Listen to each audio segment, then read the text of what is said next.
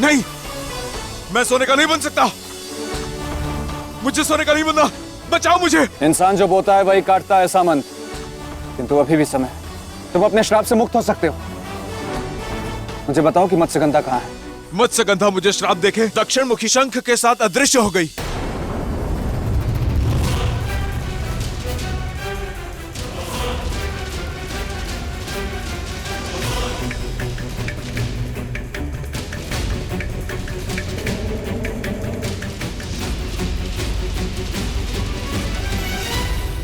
देवियों, कृपया बाहर आएं।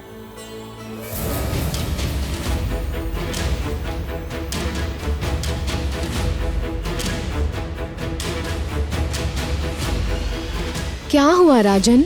देवियों, कृपया देवी मत्स्यगंधा को बुलाएं। मत्स्यगंधा यहाँ कहाँ है? यहाँ नहीं है? नहीं। और वहां भी नहीं है। सामंत के अनुसार वो उसे श्राप देकर कहीं अदृश्य हो गई,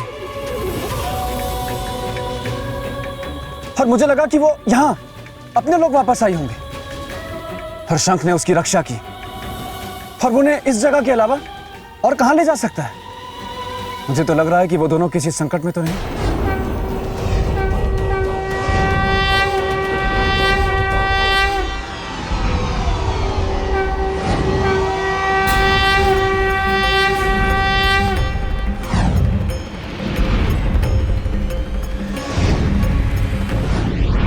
ये क्या?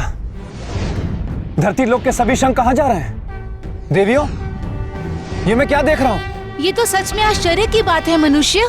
ये सारे शंख आकाश मार्ग से कहां जा रहे हैं? क्या पता? कहीं ऐसा तो नहीं कि देवी मत्स्यगंधा इन्हीं शंखों में से किसी एक में हो? बहन, आपकी शंका सही है, क्योंकि ये सारे शंख दक्षिण मुखी हैं। और ये सज्जन कह रहे थे कि हमारी राजकुमारी किसी दक्षिण मुखी शंख के साथ ही वहाँ से ओझल हुई थी। मनुष्य, हमें तो चिंता होने लगी, कहीं इन दोनों घटनाओं का आपस में कोई संबंध तो नहीं है। मैं इस रहस्य से पर्दा अवश्य उठाऊंगा। आप मेरी प्रतीक्षा करें, मैं शीघ्र वापस आऊंगा। जय महाकाल।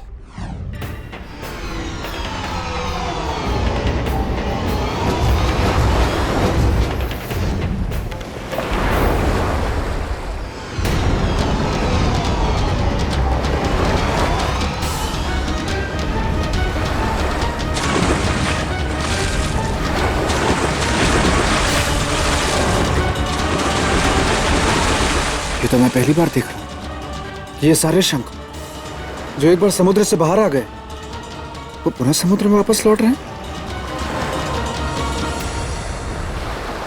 क्या कारण हो सकता है उनका इस प्रकार पृथ्वी से वापस लौटने का? कहीं कोई संबंध तो नहीं इनमें और देवी मत्स्यगंधा के अदृश्य होने? और एक इस भाव का संकेत है, शुभ का या अशुभ का? किससे पूछूं? हाँ, ऋषि मुनि बता सकते हैं, उन्हें इसका अर्थ अवश्य ज्ञात होगा। मुझे उनके पास चलना चाहिए अपनी इस समस्या को लेकर।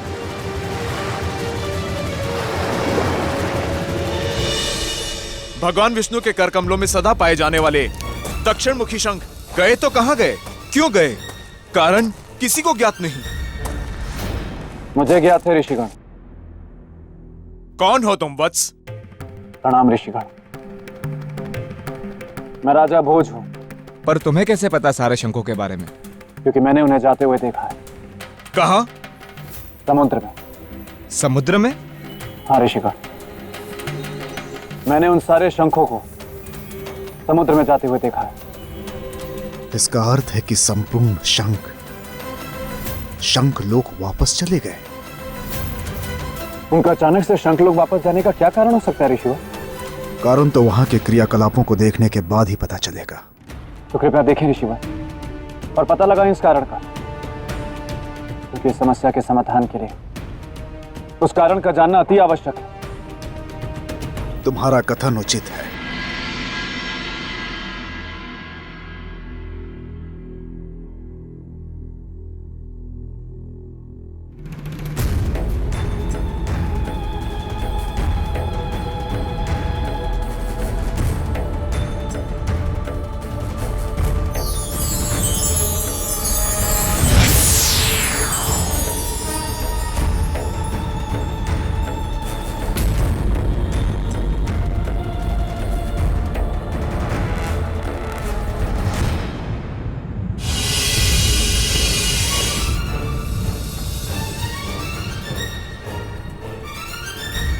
किसने बुलाया हमें यहाँ पे?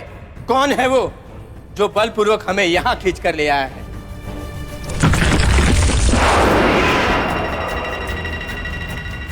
मैं लाया हूं तुम लोगों को यहां अपनी आसुरी शक्ति से खींचकर। कौन हो तुम? देता हूं परिचय।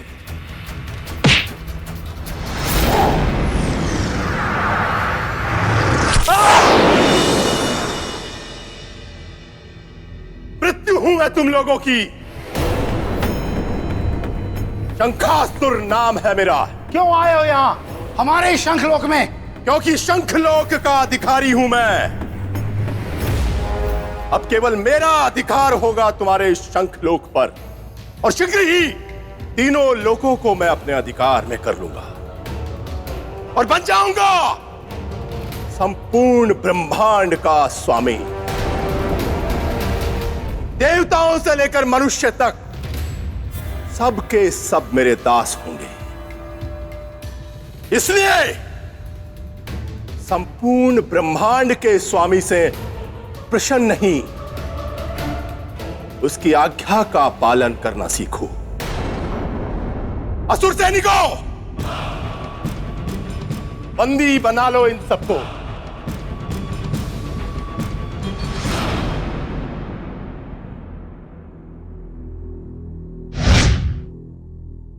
ऋषिवर, ये तो घोर अत्याचार है। शंखासुर ने तो शंखलोक पर अपना अधिकार जमा लिया और धर्म पर भी अपना अधिकार जमा लिया, और देवी मत्स्यगंधा का भी जीवन संकट में है। मत्स्यगंधा का जीवन? हाँ ऋषिवर,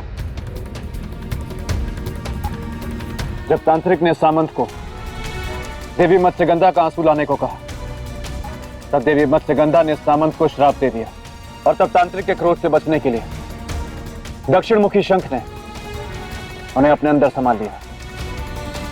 इसलिए मुझे पूर्ण विश्वास है ऋषिवर कि देवी मत्स्यगंधा भी दक्षिण मुखी शंख के साथ ही हूं। धर्म और जीवन को हानि पहुंचाना तो असुरों का स्वभाव होता है, किंतु हमें इस अधर्म को साथ मिलकर रोकना होगा ऋषिवर, नहीं तो बहुत बड़ी हानि हो जाएगी। ना सोना बने लोगों का जीवन बचेगा, और न धर्म और पवित्रता के प्रतीक शंखों का। आपका विचार उत्तम है वत्स, किंतु समस्या यह है कि उसे रोका कैसे जाए, क्योंकि वो यहां नहीं है, शंखलोक में है। तो क्या हुआ ऋषिवर? मैं जाऊंगा शंखलोक, मैं रोकूंगा उससे। परंतु कैसे जाओगे शंखलोक? शंखलोक तो समुद्र की अथाह गहराई में है, जहां किसी भी मनुष्य का जाना संभव नहीं है। जहां तक मैं जानता हूं ऋषिवर, इस संसार में कुछ भी असंभव नहीं। बस अपने लक्ष्य को पाने की सच्ची लगन होनी चाहिए, और यदि मनुष्य निस्वार्थ भावना और सच्चे लगन से अपने लक्ष्य की ओर काम करता है, तो सारी सृष्टि भी उसकी सहायता में लग जाती। तुम्हारा यह संकल्प देखकर यह सिद्ध हो रहा है कि सफलता तुम्हारी निश्चित ही दासी होगी। यदि आपको ऐसा लगता है ऋषिवर, तो कृपा करके मुझे मार्ग दिखाएं। शंखलोक जाने का एक ही उपाय है, जलकुंभी विद्या को सीखना। बिना जलकुंभी विद्या को सीखे कोई भी मनुष्य शंखलोक नहीं जा सकता। तो मैं सीखूंगा ऋषिवर, धर्म की रक्षा के लिए और अपने वचन की रक्षा करने के लिए मैं जलकुंभी विद्या अवश्य सीखूंगा।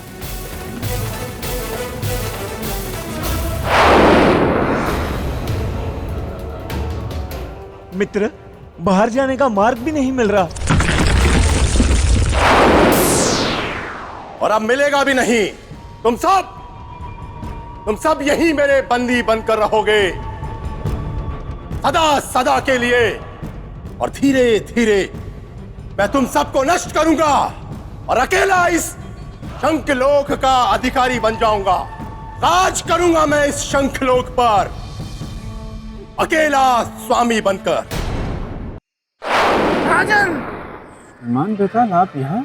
हाँ राजन, मैं। और देखिए मुझे घबराहट के कारण कितनी कपकपी हो रही है। आप तो कांपते हुए दिख नहीं रहे। कपकपी अंदरूनी है ना, इसीलिए आपको दिखाई नहीं पड़ रही, पर हो रही है। पर आपकी घबराहट का कारण क्या है? आपकी वजह से मैं चिंतित हूँ। मेरी वजह से? राजन, आप जिस कार्य को करने के लिए जा रहे हैं ना, उससे आप बहुत बड़ी मुसीबत में फंस सकते हैं। इसलिए अभी भी समय है, वापस लौट चलिए। तो फिर परोपकार की परीक्षा का क्या होगा? अरे भूल जाइए परीक्षा वरीक्षा।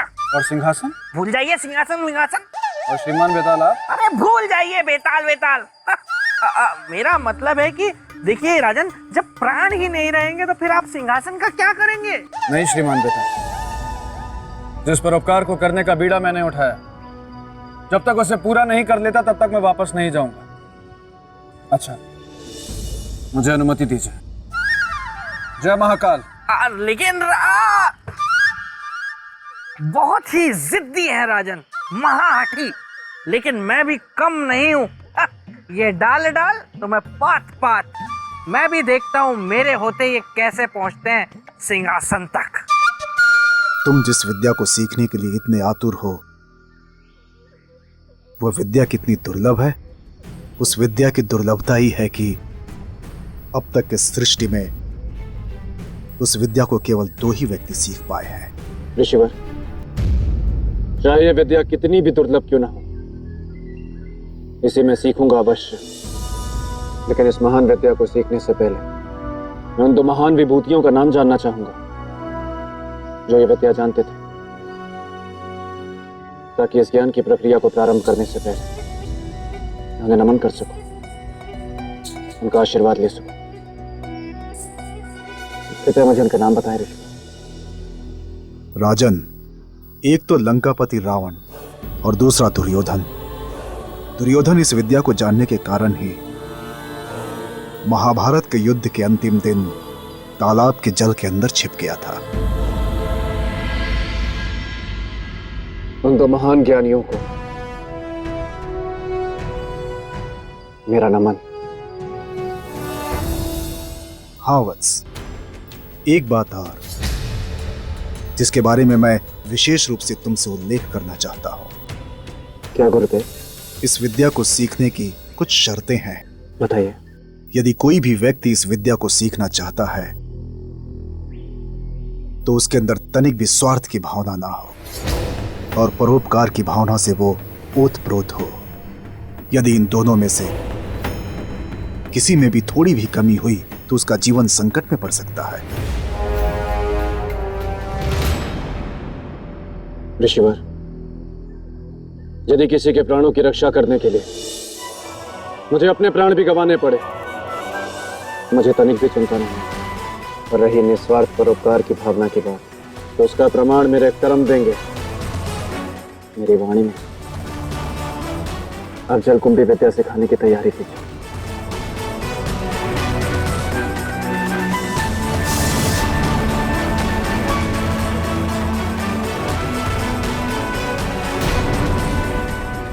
What? What?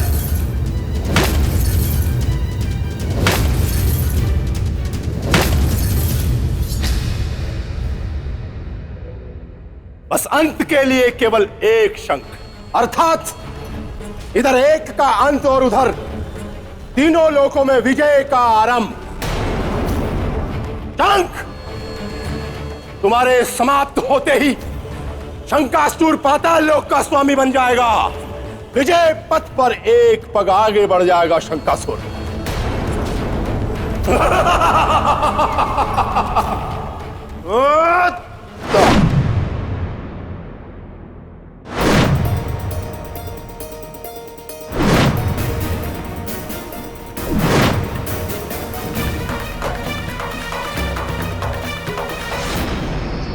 मैं तुम्हें इस विद्या के बारे में विशेष रूप से समझाऊंगा।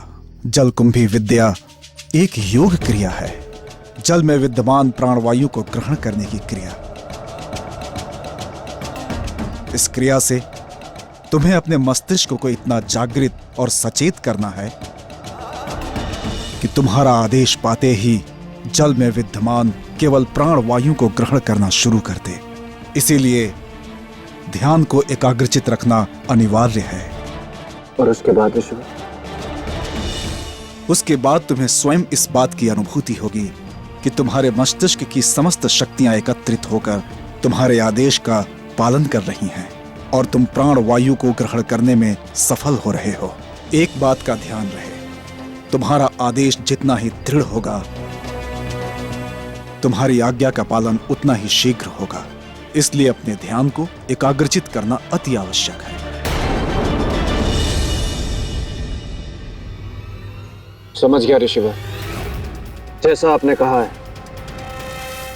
वैसा ही होगा। तो ठीक है, जल में प्रवेश करो।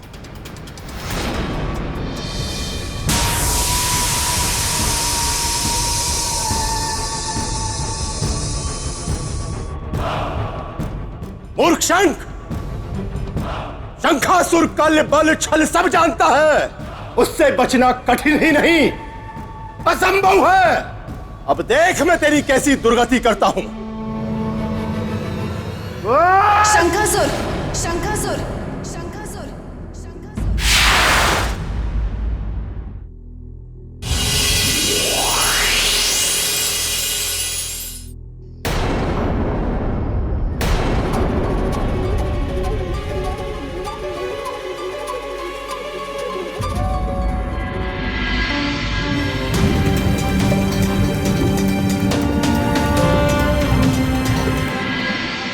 तुम्हारी सुंदरता का जवाब नहीं है सुंदर।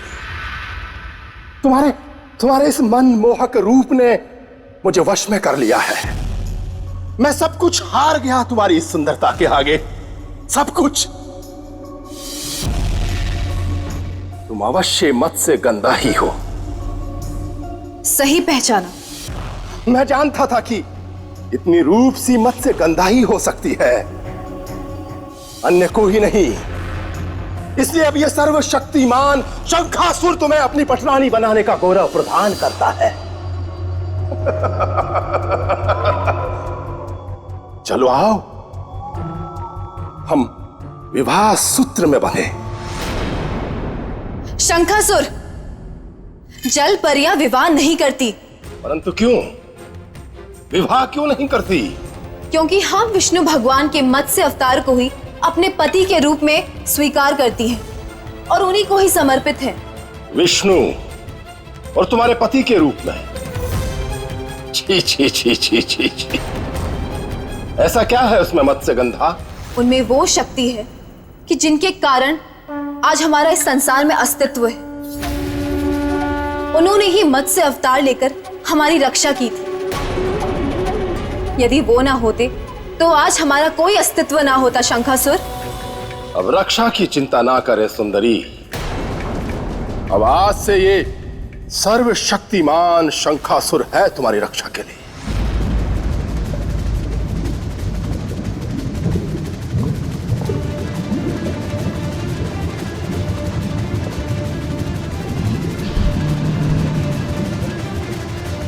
वत्स, इस विद्या को सीखने के लिए मेरे बताए निर्देशों के अनुसार इस योग को केंद्रित होकर साधना।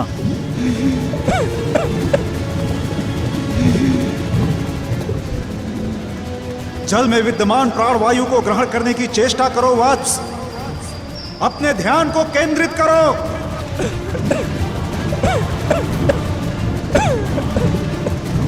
ध्यान को अन्यत्र भटकने मत दो। यूं समझो तुम जल के अंदर नहीं हो।